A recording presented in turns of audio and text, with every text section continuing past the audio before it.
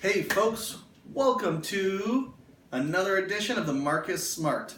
Today we've got a huge one for you as it's our Monday Night Raw recap, our biggest recap of the week always because it's the longest show. We're not going to do news on this program because we want to just jump into Raw. It's already long enough as it is. We'll do news during some of the smaller shows, NXT, SmackDown, Impact, that kind of thing. Just a couple things I wanted to talk about in some of the previous episodes. I talked about getting Lucha Underground out to you guys, and that hasn't happened yet. Unfortunately, had some unexpected family visitors this weekend and weren't able to do that. But hopefully, Lucha Underground Season 1, Episode 1, 2, and 3. I've got the reviews written, just need to get them on film and get them to you guys. So look out for Lucha Underground Season 1 coming soon.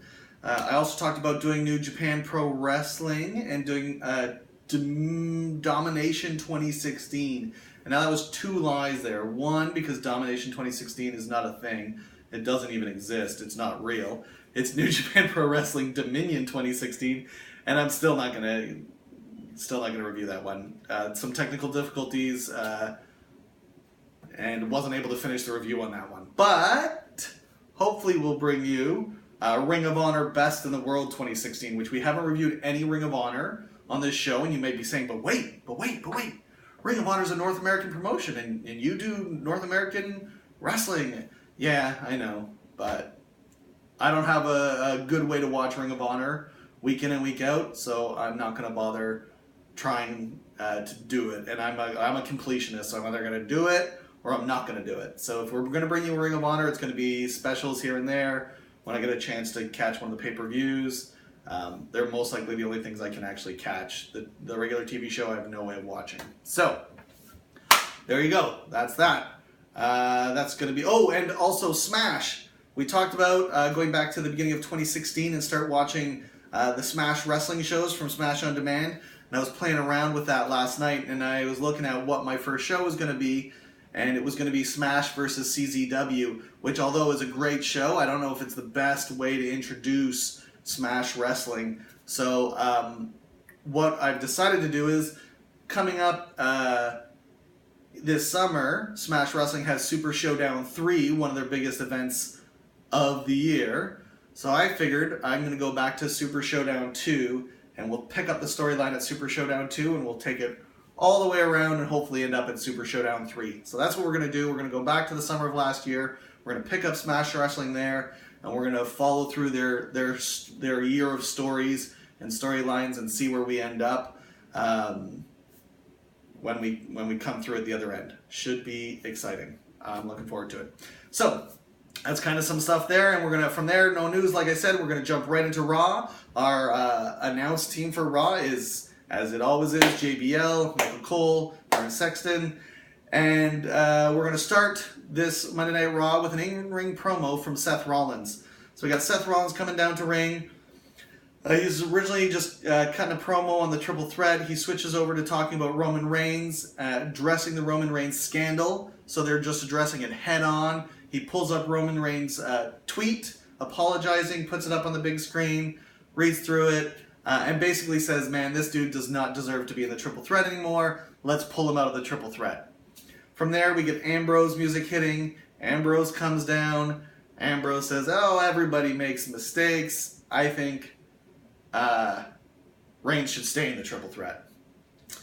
Then we get AJ Styles music hit. He comes down and he says he thinks Reigns should be out of the Triple Threat, and he should be in the Triple Threat. Ambrose says, well, why not just make it a Fatal 4-Way? Cena's music hits. Cena comes out, and he says, why not make it a Fatal 5-Way? Well, why not just throw everybody in the ring, Cena? Why not put everybody in the ring? But anyways, Cena comes out, Fatal 5-Way. We're going to end up in a Royal Rumble match if this keeps going this way, by the way. Ridiculous. Fatal 5-Way. Seth Rollins rightly is protesting all of this because this is ridiculous. Anyways, we get Stephanie McMahon's music hit. Stephanie comes out, basically says, you know what, Dean Ambrose, no matter how bad Roman Reigns is, you as the champion is more embarrassing than anything Roman Reigns did, which that's not true. Roman Reigns is really, really embarrassing. Really embarrassing. So anyways, yeah, that's not true. But anyways, so what Steph's idea is, we're going to have Seth Rollins versus AJ Styles, or John Cena and Dean Ambrose versus AJ Styles. If AJ Styles and John Cena are able to win their matches, then they get to enter into the fatal 3-way, 4-way, 5-way, whatever, triple, quadruple Mania event thing. I'm sure it's a WrestleMania. It's gonna, no matter what, it's gonna be a WrestleMania quality match, brother. That's for sure. So we got Dean versus. Anyways, yeah, we get these fights. The thinking or the logic or the psychology behind Stephanie McMahon is the more people in the match, the more odds the greater the odds Dean Ambrose won't retain the title. Which, mathematically speaking, that's true. So Steph, there you go. I'm not sure about the booking, but technically, it's logical. So if John and AJ win their fights, they go on to Battleground to join the main event. From there, we move to our first match of the evening: Paige and Sasha Banks versus Charlotte and Dana Brooke. We get Sasha and Paige dominating this match early. There's a lot of action outside the ring. We go to break at some point, and when we come back from break, the momentum switched, and we now have Dana and Charlotte kind of controlling the match. We're shown from break that Charlotte did a double team during the commercial to take the lead, or for them to take the momentum. We get a hot tag to Sasha Banks at some point. She comes in. Paige is on the outside with Charlotte, totally takes out Charlotte. Banks hits the bank statement on Dana Brooks, and we get our winners, Sasha and Paige. Excellent. Good match. Awesome match. Love the finish. Really nice. Paige with a big kick on Charlotte on the outside. And the bank statement to Dana all looked really good. Really nice finish. The two worked really nice together. Only question is, why are these people tagging together? I keep going back to the women's division and the fact that we do things and we assume things, but we don't bother to tell a story. Like, what happened between Paige and Sasha Banks? This isn't the first time we're seeing them together now. Is there a story there? Or we just go, oh, well, she's a face, they're both face, they're both women, put them together, there you go. I don't get it. I just don't get it. I guess mutual enemies like Paige and Charlotte and all the distractions that's been happening in her match, and then Sasha coming back has her as an enemy, but I don't know. For me, cut a promo or something, do something, or have Michael Cole tell us something, just anything. But other than that, good match. After that, we go to Rusev with Lana versus Titus O'Neil. So this is our second rematch of this Money in the Bank match. The first one ended in a total schmoz and never even happened. Ended before the match ever began. Rusev just grabbed his belt and ran before we even got to the first bell. So in this one, we get a very similar thing. Titus jumps Rusev before the bell. He's all over Rusev. Rusev's finally able to turn around and gets Titus down and just ground and pound. He's losing it now, just going to town on Titus. Titus has big fan support where he's getting a lot of people behind him. At some point, Rusev ducks out of the ring and is like, screw this, grabs his belt again, similar to what we saw before. This time, Titus charges at him, and Rusev charges at him, drops his belt, charges at him, and they hit each other in a double clothesline. Big double clothesline on the outside. They almost get the count out. Titus gets up at like about 8, throws Rusev over the barrier into where the timekeepers sit, rolls back in the ring, and gets the count out victory. So, oh man, I was wrong when I said this is almost the second. This is the third rematch of this match, because I think we had this match on Monday Night Raw and in a schmoz. Then we had it on SmackDown and in a count out. Now that we have it on Raw and it's ended in a count out. So this is, yeah. This is the third match since Money in the Bank. What are you going to do? What are you going to do? Anyways, I still like this rivalry. I like what it's doing for Titus. I like what it's doing for Rusev. Rusev is a big, strong dude. Titus is a big, strong dude. And they're getting booked big and strong versus each other. Where are we going to go? It's not Battleground yet. And we can't have 4 more count-out victories to Battleground. We can't have these guys facing each other every single week, week in and week out with schmoz endings. So where are we going to go with this feud? How are we going to keep driving it to Battleground? And how are we going to make it interesting? Because I'm still interested now. I'm still interested. But it's getting smaller. It's getting week in and week out. Every schmoz just kind of like is decreasing my interest. So how are we going to pull this together, WWE? Let's do something. So that is Rusev and Titus. From there, we go to a backstage segment. Kane is talking to Stephanie McMahon in the back, saying he wants to be the general of SmackDown. So we get another one of these SmackDown general manager segments. I will say, of all the ones we've seen recently, like, Kane is coherent, logical, speaking English, making sense to my ears. I understand what he's saying. So this is already like 100 times improvement over the last couple SmackDown GM segments we've had. So we get Kane.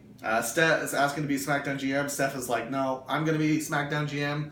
So this is just countering what we've heard from Shane McMahon already, which we know this is going to happen. This is where we're going to get some, the nicey nice Steph and Shane is all going to go away, and we're going to get to the bloodthirsty Steph and Shane to find out who's going to be running SmackDown, who's going to be running Raw. From there, we get an interruption from The Miz and Maurice. They come into the segment, and Miz is just complaining about everything, how he's treated. There's no big parade for him. He's coming back, and he's the Intercontinental Champion, and nobody's making a big deal out of it, and that sort of thing. Kane suggests, since it's his first night back, that we should make a big deal about it, and how about doing that by giving him an IC title fight? Steph agrees and makes the match, but we don't know who the opponent is, but Miz will fight tonight someone in an IC title fight. Then we get a little clip of a little package for John Cena, who's going to be hosting the Etsy Awards. Not the Etsy.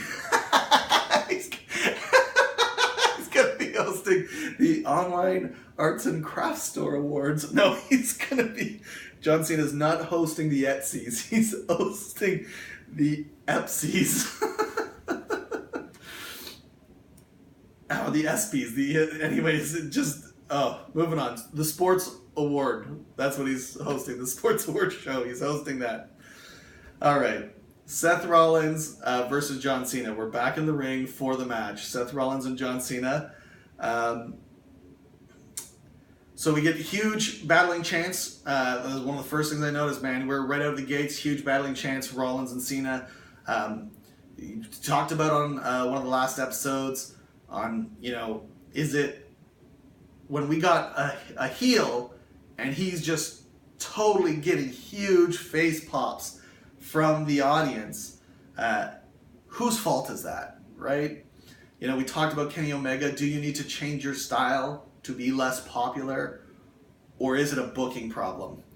Here, if you're trying to make Seth Rollins get some major heel heat, you're not going to do it booking him against John Cena. That's not the right person. So, but I understand, storyline-wise, what are you going to do? Here we go, battling chance. Rollins still coming off like a face in a lot of his matches since coming back, despite the fact that WWE will not acknowledge him as a face, and despite his own really valiant efforts at being a heel. I'm not saying Seth Rollins is doing a bad job at being a heel by no stretch of the imagination.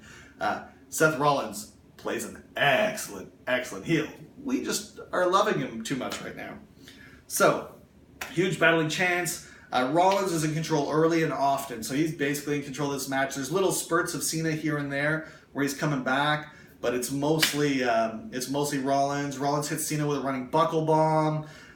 He misses big frog splash, and lets Cena kind of get the advantage for a while.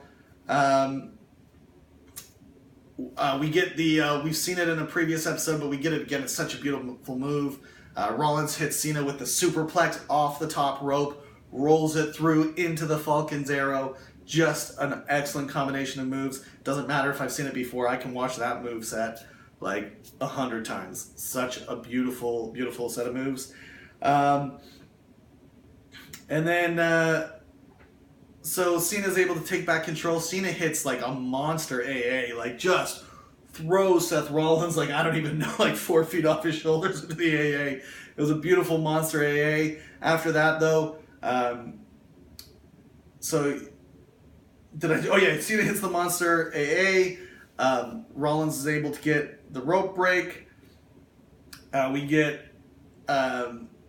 another AA setup from John Cena, and Rollins is able to like hop out of that. Then we get him going for the pedigree. Cena's able to hop out of that. Then we get Cena, put him in the STF, and then the club runs in. But great series of counter wrestling with Rollins countering the AA, and then Cena countering the pedigree, and then getting him into the STF. Just beautiful. Like, some of this stuff is awesome. These are two good workers, man. Like, forget about who's face and who's heel. It doesn't matter. You get John Cena and Seth Rollins in a ring, and you're gonna watch something good. But we do get a heel run-in we get a club run-in after this. Club comes out, surrounds the ring, distracts Cena. Cena gets caught with the pedigree. Winner Seth Rollins, and Cena doesn't go to Battleground. So now we are out of Fatal 5-Way territory. It can only be a Fatal 4-Way now. So our next match is Enzo and Cass, Big Cass and Enzo, versus, and are you ready for this? Are you ready for this amazing match? I can't. I'm trying to fake excitement, and I can't do it. Enzo and Cass versus Carlos Coche and Mitch Waldy. I have no idea. I have no freaking idea, but I can't wait to see. And I'm thinking this as I'm watching this show. I'm like, who is Enzo and Cass going to cut their promo on? Are they gonna cut it on Carlos Coche and what? I gotta look at my run. Mitch Waldy, Carlos Coche and Miss Waldy. Are you gonna cut Mitch Waldy? Are you gonna cut a promo on them? No. You know what Enzo does? He cuts a promo on The Wave. He tells everybody in the arena to start a wave when the bell rings. Why he tells people to do this, I have no idea. But the bell rings, the wave starts, Enzo runs around in a circle like a twit. 10 seconds later, I don't even know how it happens. I don't care. They hit the move formerly known as the rocket launcher for the 1, 2, 3. And this is what I think about this match. WWE, look. What the hell did I just watch? Anyways, I don't know what it is with like some real old school things we've seen, like massive jobs like that, the weird little interview in the corner thing, a lot of like old school back in the day kind of stuff happening. I don't know. But this squash match was just unbelievable. So anyways, after the match, Big Cass is going to do his, he's going to spell out some words for these guys, and we get an interruption from the Social Outcasts. Obviously minus Adam Rose, he's not with the company anymore, but we get whoever's left of the Social Outcasts.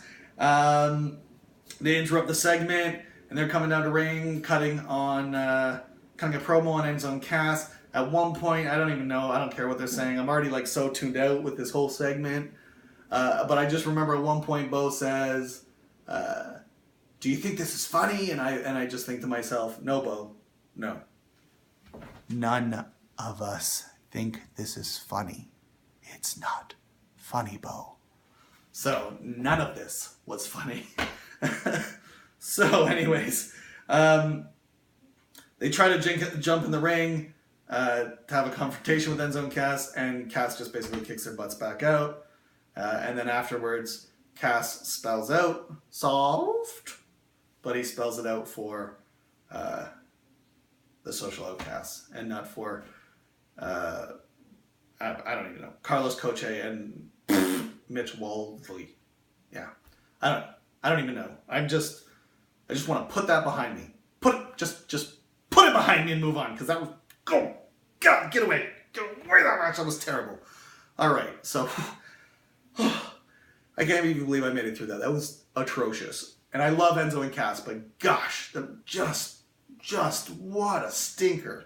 All right, moving on from there, we get Make Darren Young Great Again promo. I've talked about it a couple times. There's nothing more to say. This is more like 90s style wrestling to me, with these like long promos. I remember like Man Mountain Rock with one of these promos. Mankind came in with one of these promo packages. And we've seen it actually in NXT. They've been doing it more with like Nia Jax came in with one of these. I believe Asuka came in with one of these, like these long. I don't know if Asuka did, but Nia Jax definitely had one of these. Like we're waiting for them to come, and we're just seeing little snippets. These kind of build-up package, we saw tons of this in the 90s for sure. It's good, but WWE is like, so you don't get a guy like coming in here out of nowhere, like the Ascension, who got nothing. You get some story there, but man, it just feels like it's taking too long, and I kind of want to see where it's going, and I want to see it in the ring, and I want to know how it's going to play out, and if I don't know, then I'm not interested. It's just starting to lose me a little bit. But I found that the last time, like, I was super interested in, who's Nia Jax? Until, like, they teased me for the 17th time, and I was like, I don't care anymore. So, maybe a little bit shorter on the on how long these promos, how many weeks these are lasting for.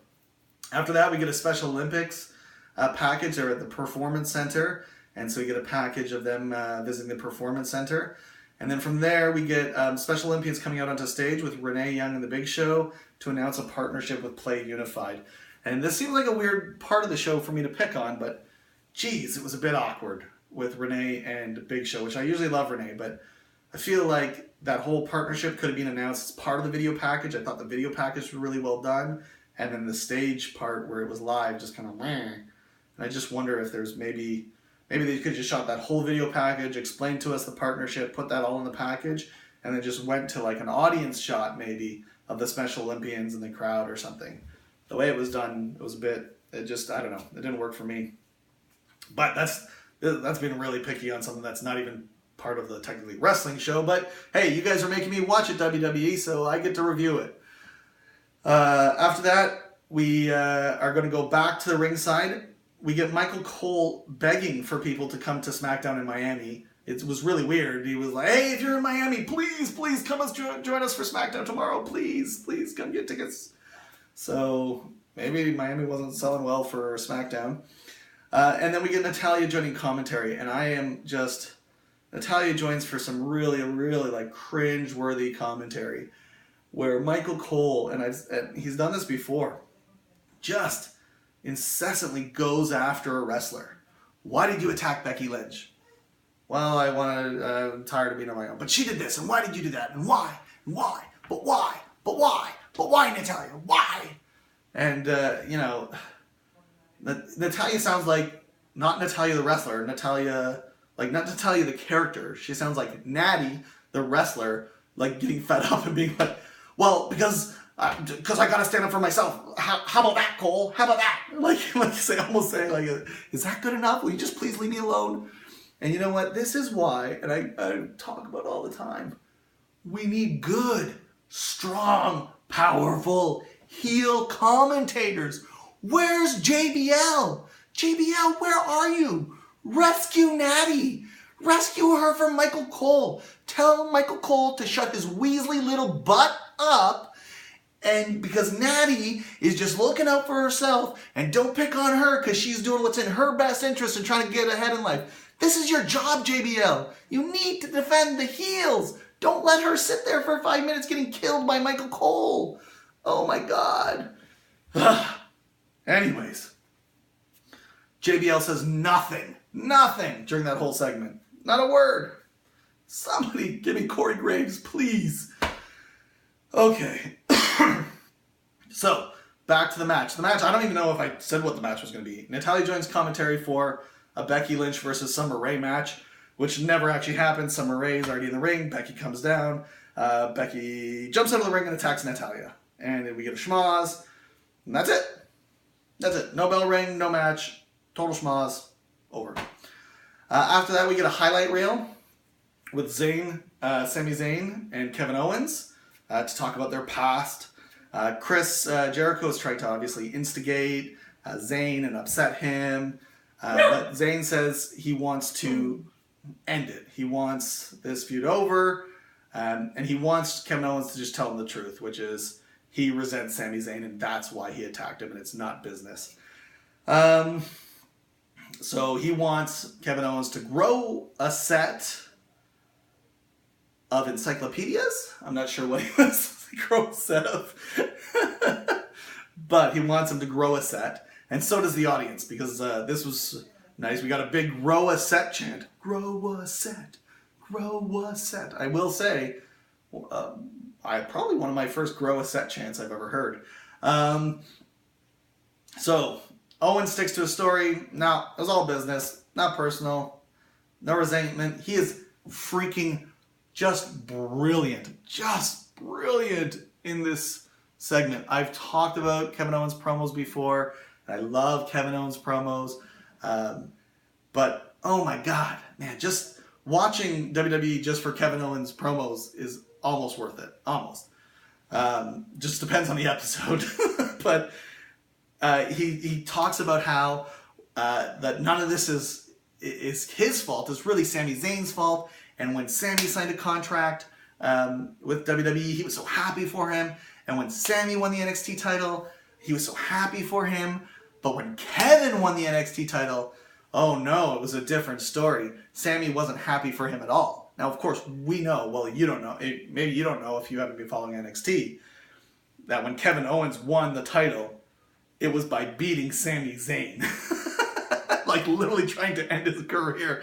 So this segment is just beautiful with him just so sincerely being like, I was happy for you. Why weren't you happy for me when I was trying to end your career and take your title? Kevin Owens is genius. This promo was genius. I love Kevin Owens. It was just so good. So, anyways, he agrees to the match at Battleground. Jericho cuts a promo on Zayn. Basically, I can't even remember. He just cuts a promo on Zayn. Then he kind of cuts on both of them saying like, you guys are just made better by being in the ring with me, and now I'm going to give you what you really want, which is the gift of Jericho. And he does his all, drink it in, man. And then right then he gets double super kicked by Owens and Zayn. Beautiful, beautiful. And then we get a little bit of stare down by them, and they leave. Oh, just great. That was fantastic. From there, we go to a recap package. I'm pretty sure I just passed out during this, like a big package full of all the recap from tonight with the triple, the AJ, the John Cena, the things we all watched like 20 minutes ago. Slept through that. Then we get Miz coming out for his IC title match with Maurice, and he's coming out and not knowing who he's going to face, and it's versus Demon Kane. The music hits, Demon Kane comes out, big pop. Kane dominates the match until we get a finish that I've like WWE goes on to explain it, but I had to like rewind this thing like 4 times and see what's happened, and it even seems like a botch now. Like they man, when you can't tell the difference between a schmoz and a botch, your schmoz is bad.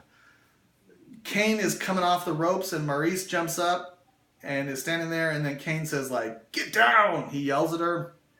And then she slowly slinks down off the ropes and then holds her ankle and starts crying, and no one's noticing. No one's noticing, and the match is going on, and she's still crying, and it seems super awkward, and the ref hasn't noticed, and Kane hasn't noticed, Miz hasn't noticed. Then finally Miz notices, and then he goes over to her and takes her to the back, and it just looks like a botched spot. I don't even know what the hell. And then in the back,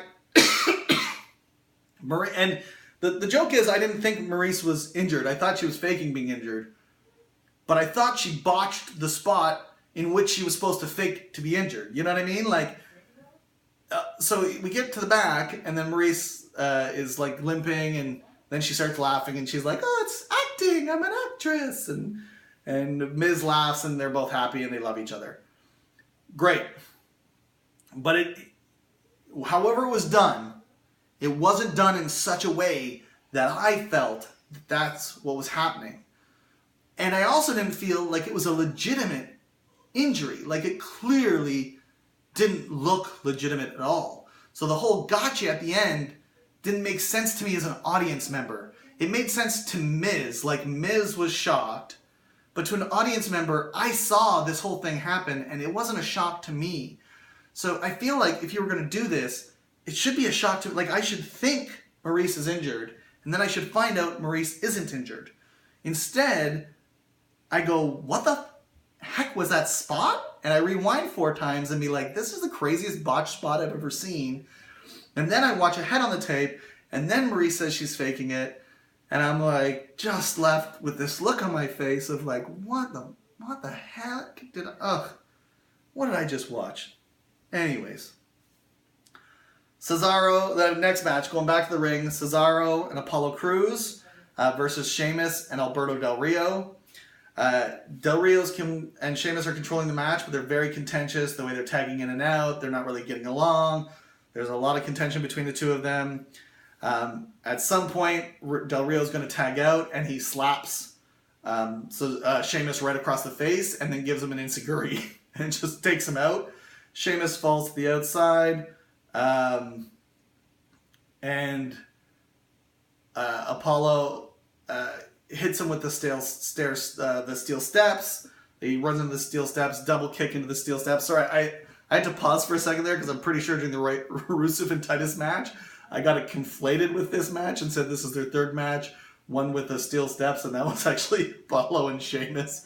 So Titus and Rusev have only still had the 2 matches, and it was the rematch between Rusev and Apollo where Apollo got kicked into the steel steps. It was counted out, I believe, yeah. There's so many schmozzes in these matches. It's literally too hard to keep track of all the different schmoz. And they're so similar. It's just like schmoz after schmoz after schmoz. How you keep track of this many schmozzes. This is why the creative team is reusing too many of the same ideas, because once you're on your like 500th schmoz ending in like 3 weeks, you've lost track. You know, you can't remember. You're like, maybe a count out. I don't know, maybe disqualification. I don't know. I can't keep track of all these schmozzes anymore. So, anyways, back to this match. Enziguri, yeah, he gives an enziguri to Sheamus. We get a nice C chant, which I love hearing for Del Rio, because he got a big warm welcome coming back to WWE, has done nothing since. Love seeing him as Alberto Del Patron in Lucha Underground. His character was amazing. Just like top-notch character, like top heel character, super over with fans. Like Del Rio as Del Patron was perfect. Let's get him there again, WWE. This guy can be a top heel for this company. We just need to work it right. And I love him enziguring Sheamus, although that's giving him more of a face pop. Maybe we see Del Rio face? I don't think so. But, all right. So do we even know who wins that match? Does it matter? Yeah, we know Apollo and Cesaro win that match. How did they win it? We got a sit-down powerbomb. Yeah, the Apollo hits a double drop kick to the steps, hitting into Sheamus's head. They throw him in the ring, spinning sit-down powerbomb. Crews and Cesaro win. All right. From there, JoJo and Ambrose are in the back doing a segment. Ambrose is basically saying nothing. Steph interrupts and basically says what she says before. She just cuts on Ambrose and how terrible he is as the champion. Then we get the Wyatts coming out. Or wait, is it the Wyatts or is it the New Day? It's the New Day. So it's the New Day coming out dressed as the Wyatts. They're cracking jokes and making fun of the Wyatts and how do they dress like this. And Big E's got a big beard and stuff. It's pretty funny. Xavier is like all trepidatious during this, and he's like, "Hey guys, maybe that's enough. Maybe we should stop." The Wyatts interrupt. You get a huge New Day rocks from the crowd. A lot of people have talked about, will we see the Wyatts kind of going face or doing a face turn? They're super popular. What are they going to, Undertaker, how Undertaker was face? Is this what we're going to see with Bray Wyatt? Not if you're putting them up against the New Day, because right now New Day is getting pops like mad pops. So, huge New Day rocks chance. Wyatt singles Xavier out. Bray Wyatt singles him out like, oh, Xavier, no, you look not like you want to be here. Anyways, that segment basically ends. Renee is backstage when New Day come back. She goes to interview them. Xavier wants nothing to do with it and walks away. So we talked about this in a previous one. It's kind of like Xavier Woods is scared of the Wyatt family. How's this going to play into the feud? Because personally, Xavier never even gets into the ring usually, so it's going to be interesting. Maybe we get 3-on-3, so Xavier's in there. After that, we go, Seth joins the commentary team for our final match of the evening. We get AJ versus Ambrose. AJ's in control for the beginning part of that match. Again, we're getting battling chance for AJ and Ambrose. So again, Ambrose is super face, man. Super face. And we can't get AJ as heel even versus Ambrose, so here we go. Ambrose is kind of in control of the match. It's a suicide dive. It looks like he's in control. The club comes down to provide a distraction for AJ, but we get Ambrose kicking out of it. Then we get Cena coming down and attacking the club. They provide a distraction, and Ambrose is able to get the dirty deeds on AJ, and then he wins the match. Winner Dean Ambrose. AJ Styles does not move on to Battleground. We don't have a Fatal 4-Way. We don't have a Fatal 5-Way. We have the same 3-way we started the night with. The same triple threat that started this show. So, and then after the match, we get Rollins leaves commentary, comes to the ring to do a beatdown on Ambrose, while the club focuses up on the rampway on John Cena. They do a beatdown on Cena. Rollins hits a couple pedigrees on Ambrose, and we go off the air. So, that is Monday Night Raw. And what did I think of it overall? So, my win of the night, I'm going to give to Sasha Banks and Natalya. And do you know why I'm going to give it to Sasha Banks and Natalya? Because it was the only clean, non-schmoz finish in 3 hours on Raw. What is going on? I don't even have a choice. Like, it was one choice. This was the only match that could have even won. Oh, sorry, not match. It's the only win that could have won. Because I won't pick a schmoz for win of the night. That's not going to happen. I do pick matches with schmozes for match of the night, but not for a win. You can't get a win of the night with a schmoz. And these were the only people that won without a schmoz. So they're win of the night. Runner-up for win of the night? Not even a match. Highlight reel, Kevin Owens, Chris Jericho, Sami Zayn. That's a win for me because I got to watch that, and it was something, just a nice little gem in the middle of this turd that I've been watching. So lovely. Love that promo. So it's going to get a mention there, even though it wasn't even a match. Upset of the match is every match that ended with a schmoz. I try not to pick on schmozes because I know they happen all the freaking time. But when every match is a schmoz except one, like it just became painful to watch. So that's my upset of the night. Shock of the night, Enzo and Cass. That whole segment, I just cannot get over that segment. And what a steaming, massive pile of poop that was. I don't know whose idea it was. I don't know. Obviously, no. Obviously, I don't. I'm just a dude with a cell phone on YouTube. But seriously, someone should have said, this is not a good idea. This is a terrible idea. I don't know. This was not a good idea. The only thing I'm happy with about this was they didn't make the Vaudevillains job for this, because what's been happening the last couple weeks, I wouldn't be surprised if they made the Vaudevillains job for this. So thankfully, somebody had at least enough thought to be like, oh, let's at least grab two guys we don't know and bury them, rather than further bury the Vaudevillains. So, I guess that's a silver lining on that. And then match of the night, Seth Rollins and John Cena. We got the schmoz ending, but it doesn't matter because these guys work a great match. Some amazing moves in there. Some amazing series and reversals. And these guys are just brilliant at what they do. I just wish I could watch them for longer and not have the schmoz finish, and I would be happy, but it's not a pay-per-view, it's an edition of Raw, so we can't go too crazy. So for me, my overall, as you know if you've watched this show, and if you haven't, everything gets a skip, a watch, or an oh my god, you can't miss this! And today's episode of Raw is firmly skip. Don't bother with this episode of Raw. It's insane that we're leading into the draft, that we're leading into Battleground, that we're coming off of the biggest news story in wrestling, and we get to skip Raw. We get a Raw that is just not even worth watching. How is that even possible? Now, here's my problem with this Raw. This had nothing to do with Ambrose and Rollins. They tried to fake like it was, but there was no effect to this main event. This was just an escalation between AJ and John Cena. So we're building for like a co-main event for Battleground or something.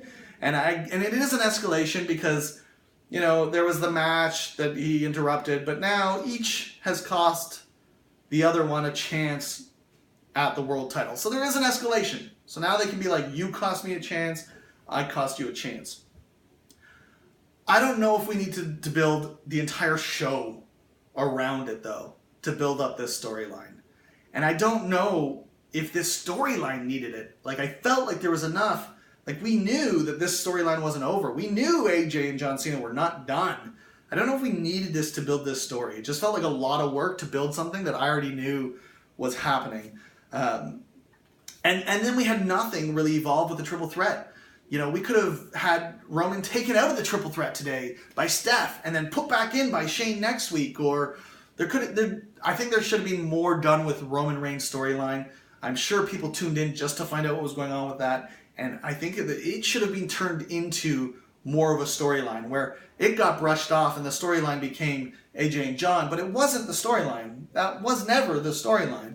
We ended up at the end of the night with the same match.